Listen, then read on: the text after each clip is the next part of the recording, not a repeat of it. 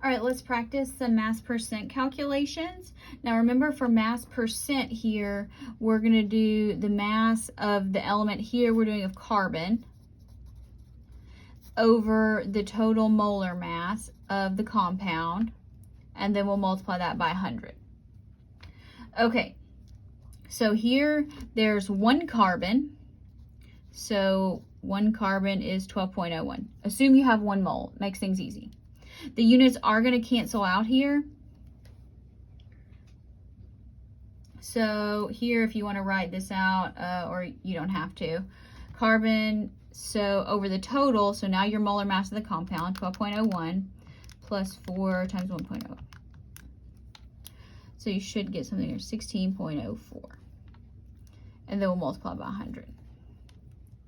So 12.01 divided by that times 100.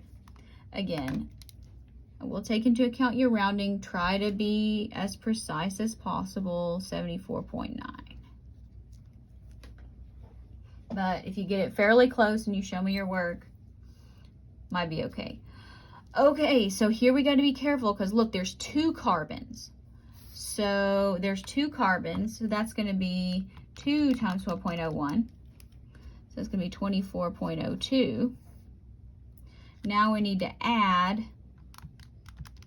6 hydrogens. So that gives us 30.07. And yes, I know I'm just typing the answer, but there, oh, that's too long. Let's go with times 100 to get a percent, 79.9. And we're doing mass percent of carbon, so I guess we could put C's for carbon there. Okay, C2H2. Once again, there's 2 carbons, so 24.02. So now we have 24.02 plus 2 hydrogens, 26.04.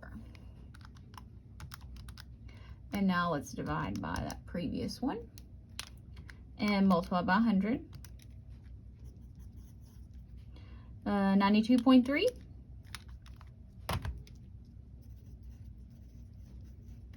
So that's almost all carbon.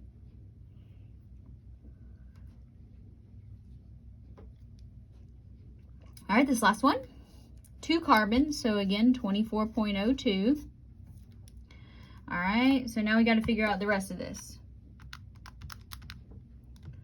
5 hydrogen at 1.008 and chlorine at 35.45. So 64.51. And multiply by 100.